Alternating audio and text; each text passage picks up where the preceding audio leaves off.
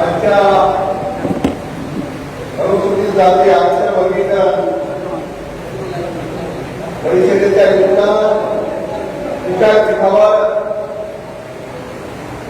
देशभर ज्या ज्या महामानवांची प्रतिमा या ठिकाणी निर्माण आहेत शिवलोक फुले शाहू आंबेडकरांना मोठा समावेश केला.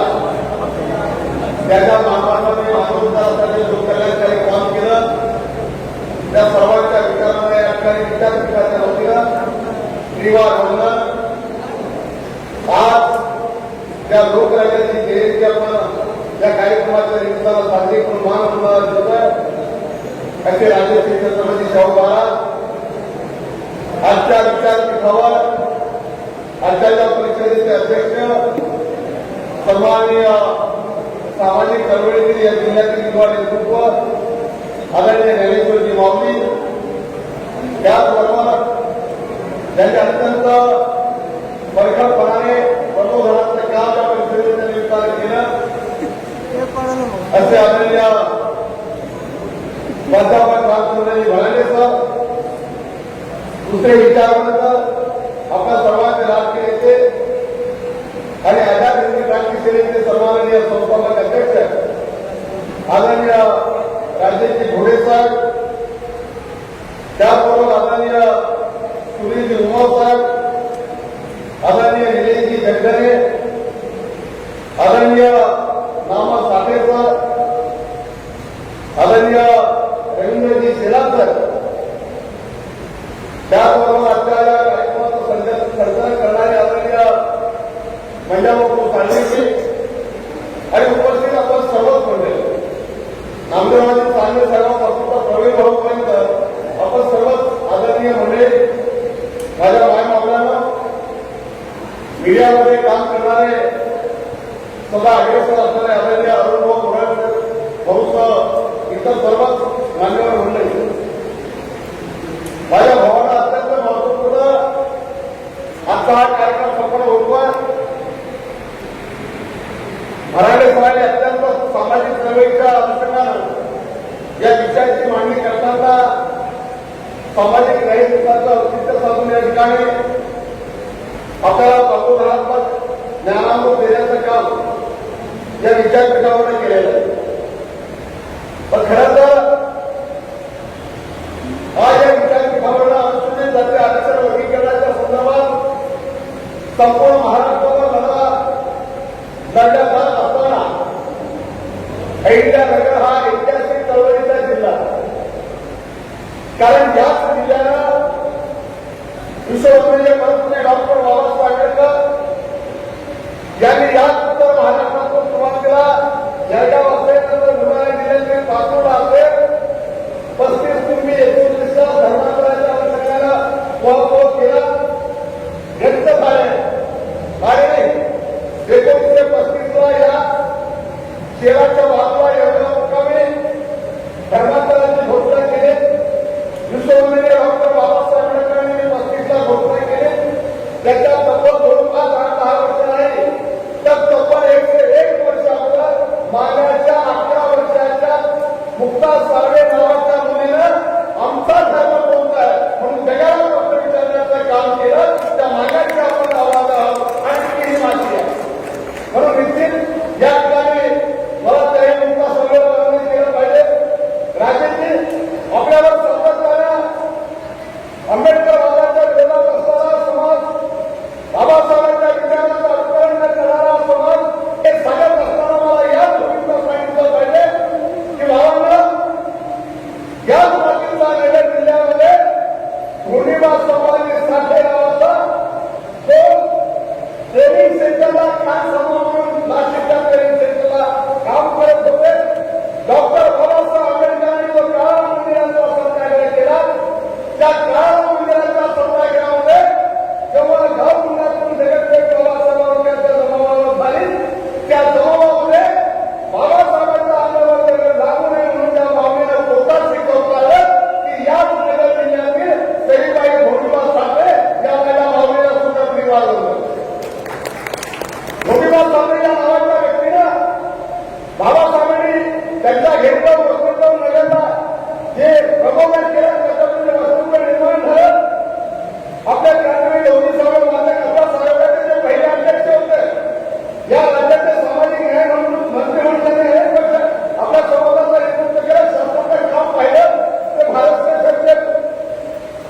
कस्तुरबाचं पहिली विद्यार्थी आणि म्हणून ही जी माती आहे ही क्रांतिकारी माती आहे आणि बाबासाहेबांच्या चळवळीमध्ये या ठिकाणी संभाजी धोंडीबा संभाजी साठे असते सईबाई धोंडीबा साठे असते रामचंद्रजी नाथोजी गावखे असते केशव शिवशोभा सक्तेजी असते आणि आता केळुजी जाधव यांचा उल्लेख झाला इकडे कोल्हापूरचे तुमचे तुकाराम अप्पाजी गणेशाचार्यजी असतील जे बाबासाहेबांच्या सोबत त्यांनी काम केलं बाबासाहेबांच्या सोबत एक दत्तूबा पवार आणि माता समाजाचे तुकाराम अप्पाजी गणेशाचार्य त्यावेळेस त्यांना चर्चेच्या स्वरूपात मान हात सन्मान असं म्हटलं जातं दत्तूबा पवार सांभाळ आणि तुकारामजी गणेशाचार्य नाटक समाजाचे बाबासाहेब महान समाजाचे ठीक आहे त्यावेळेस त्यांच्याकडे या गोष्टी पाहायला जायचं मला थोडक्यात एक सांगायचं की या परिसराला मग बाबासाहेबांचे ड्रायव्हर तुमचे राजपूरचे जिल्हाराम सदाशिव पवार असू त्यांचे भाऊ तुमचा भागवत सदाशिव पवार असू तुमच्या पुण्याच्या गीताबाई दामोदर पवार असू किंवा शांताबाई श्रावण शक्ती असू म्हणजे मागाच्या चळवळीच्या अनुषंगानं बाबासाहेबांची चळवळ पुढे नेण्यासाठी जे तुमच्यावर आरोप होत आहे त्यांना वंदन करून मला पुढे करायचं आहे सर्वात प्रथम आंबेडकरी चळवळीचा पायाभरणी करत असताना बाबासाहेबांचं नेतृत्व या समाजात देत असताना जी 30 मे 31 मे 36 ला मुंबईला जी अस्पृश्यांची परिषद झाली दोन दिवस त्याच्यानंतर 1 तारखेला संत परिषद झाली आणि त्याच ठिकाणी राहिलेली मातम परिषद झाली बाबासाहेबांनी 35 ला जी घोषणा केली 13 ऑक्टोबर 1935 ला जी घोषणा केली त्याच्यानंतर सर्वाधिक बाबासाहेबांच्या समोर जमलेला जनसंघ कोणता असेल तर तो त्या मातम परिषदेचा होता आणि तिथला विषय होता की धर्मांतर विषय निर्णायक चर्चा म्हणजे बाबासाहेबांबरोबर धर्मांतर निर्णय मंडळी म्हणून नाशिकचे परवा भुसावळला जमला भुसावळचे काही ठिकाणची केवढी मोरे असते खंडूचे मोरे त्यांनी 73 ते 80 पर्यंत दादासाहेबांचा जो अध्याय घडलाय दीपक कालचा दिंडी त्याचा अध्यक्षपद उचललं शेवटपर्यंत निर्णय घालून त्यांनी श्वास घेतला अशा अनेक मंडळींनी बाबासाहेबांबरोबर योगदान दिलेलं आहे आणि म्हणून हा जो जिल्हा या जिल्ह्यातून खास करून या परिषदेला 36 मध्ये जे शंकरराव साठेंच्या नेतृत्वाखाली शेकडो मंडळी गेली होती तसे परवाच्या 36 कार्यक्रमाला मोठ्या प्रमाणात सेवाभाव होते मोठ्या प्रमाणात मंडळी गेलेली आहे आंदोलनासाठी तुम्ही निर्मित झाला असता तर नेहमीच्याच पद्धतीनं हा जिल्हा सामाजिक चळवळीचा उत्तर निभावणारा जिल्हा आणि म्हणून आज या चळवळीच्या विषयावर महत्वाच्या विषयावर व्यक्त होताना मी चळवळीच्या अनुषंगाने जास्त खोलात जाणार राज्याच्यावर बोलणार आहे सारे अत्यंत विस्तृत या ठिकाणी मार्गदर्शन केलेलं आहे पण मला या विषयाच्या अनुषंगानं अनुसूचित जातीतील लाभाच्या अनुषंगानं अरुंदी तो असंतोल निर्माण झाला त्याच्या असंतोलाची जी इतर कारणं सांगत असतं ते आहेत त्याच्यापैकी महत्वाच्या मुद्द्याला मी या ठिकाणी हात घालणार आणि तेवढाच एकच मुद्दा मी विस्तृतपणाला आपल्या समोर ठेवणार तो मुद्दा असा तो कैलास शेजारे सांगताच्या मागाचं दोघं बघताच्या अजिबात नाही विश्ववंदनीय डॉक्टर बाबासाहेब आंबेडकर यांना आपल्या वाणींना जगाच्या समोर मांडण्याचं काम त्या वामनदादा कडक यांनी केलं वामनदादा कडक काय म्हणतात सांगा आम्हाला वेळा वाटता करता कुठे हो सांगा आम्हाला वेळा वाटता करता कुठे हो सगळ्या धनाचा साठा आमचा वाटा कुठे हो आणि या परिषदेच्या माध्यमातून पाहण्याचं काय महत्व आहे आमचा वाटा मागायला निघालाय आपल्याला वाटा मागत असताना हे काय वाढत नाही ठेवायचं हे काय मुसलमानी नाही पहिली सांगायचं आपण काय म्हणतोय आणि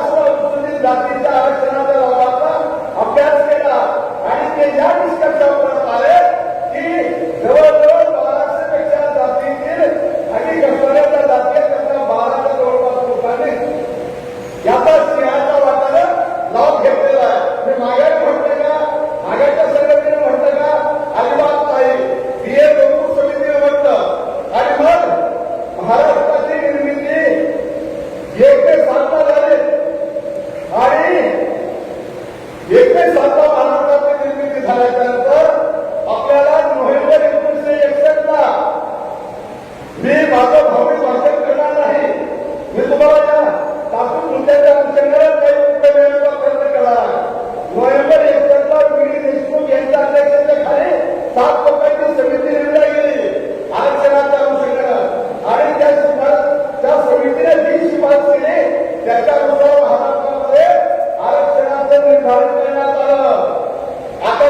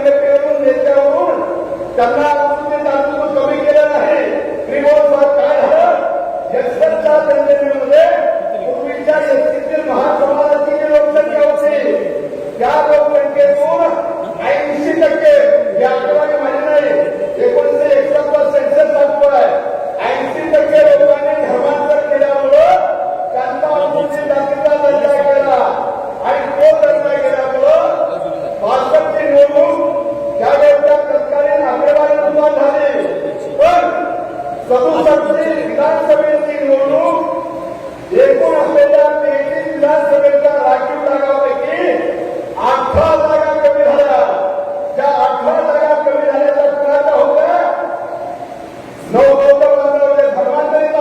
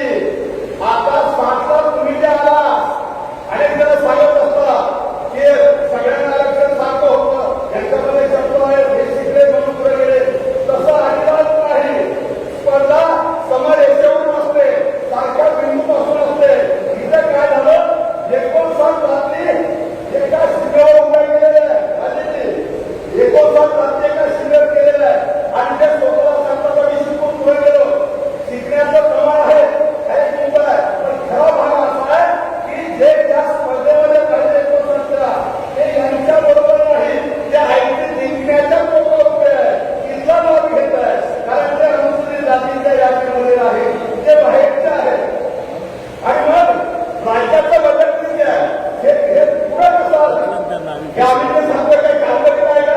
अजिबात नाही.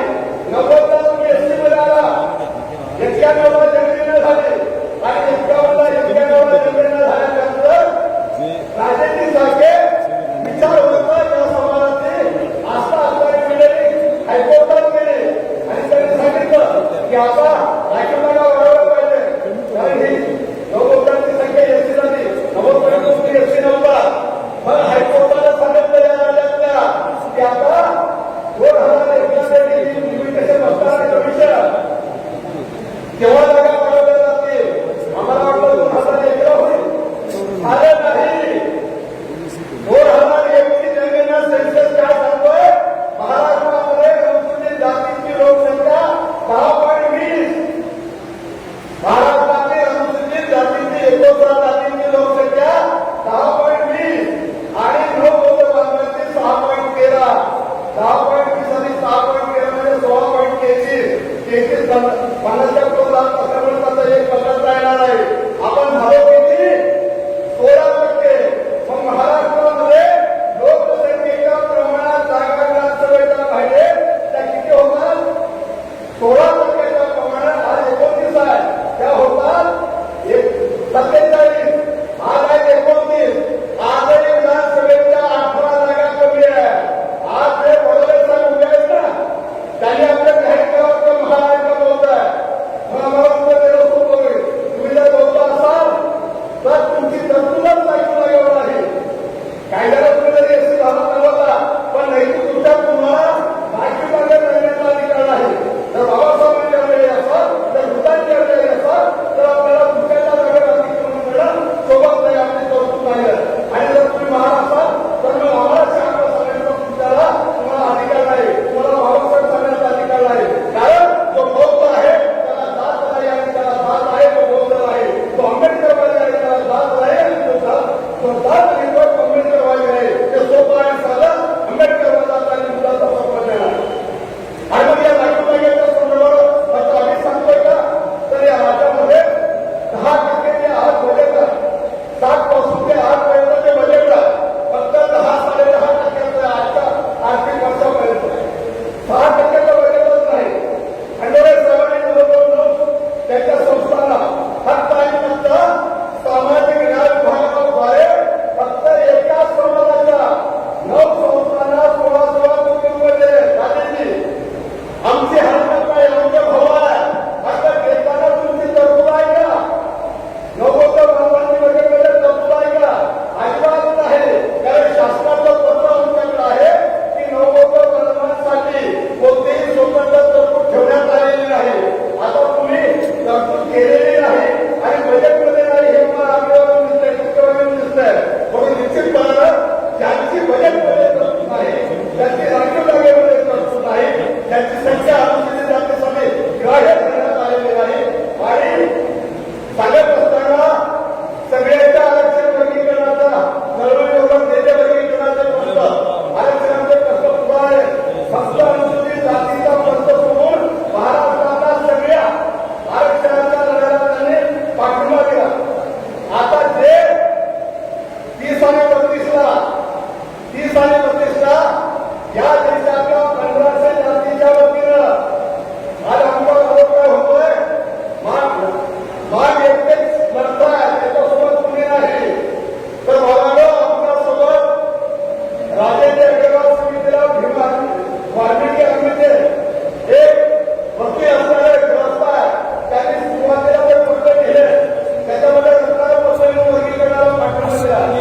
आज संपूर्ण वाल्मिकी भेट समाज महाराष्ट्राला वर्गीकरणाच्या सोबत आहे, हिंदू खाली समाज वर्गीकरणाच्या सोबत आहे, इस्लाम समाज वर्गीकरणाच्या सोबत आहे. आणि सगळे असताना याकडे आम्हाला सांगितलं जातं की तुम्ही फक्त एकटेच आहात. असं सरकारवर निवडण्याचं काम, देवेंद्र फडणवीस यांच्याकडे सांगण्याचं काम विरोधक करताय. त्यांना आपण उत्तर दिलं पाहिजे. काय उत्तर दिलं पाहिजे की या देशामध्ये जवळजवळ 1500च्या जवळपास अनुसूचित जाती आहेत. राज्यात नाही, देशात 1500च्या जवळपास जाती आहेत. तर 1930 ते 32 जी गव्हर्नमेंट परीक्षा गणनेला झाली, जी गव्हर्नमेंट परीक्षा गणनेला झाली, तर या 1500 जातीच्या प्रतिनिधी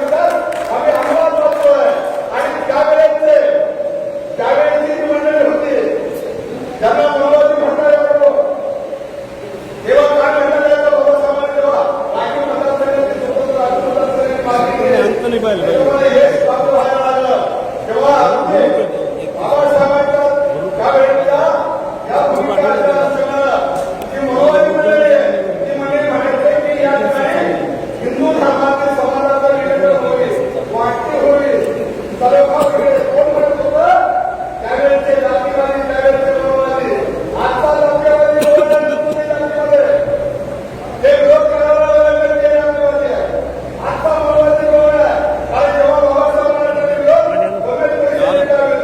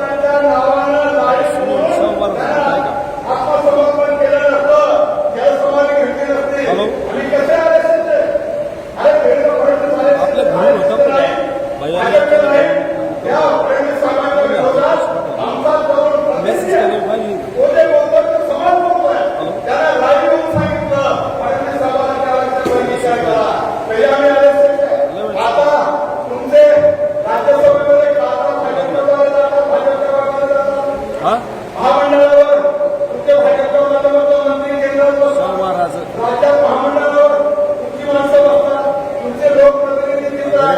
आता मोठा देश आणि मोठा देश आणि दुसऱ्याच्या डोळ्यांचं पुसळ शोधणारी माणसं आपल्या जवळचं पुस्तक पाहायला तयार नाही. ती वस्तुस्थिती आहे. आणि म्हणून या अनुसूचित जाती वर्गीकरणाच्या चळवळीच्या अनुषंगानं तुम्ही आम्ही त्या मागे लागलेलो आहे. होय, अनेक जण सांगत असतात आरक्षण खातं आपण आम्ही पुढे गेलो, शिक्षणाच्या भरोशावर नाही. तुम्ही शिक्षणासाठी जे आकडेवारी सांगताय, तर शिक्षणाची गरज कॅपॅसिटी पात्रता आवश्यक आहे, पण कुठे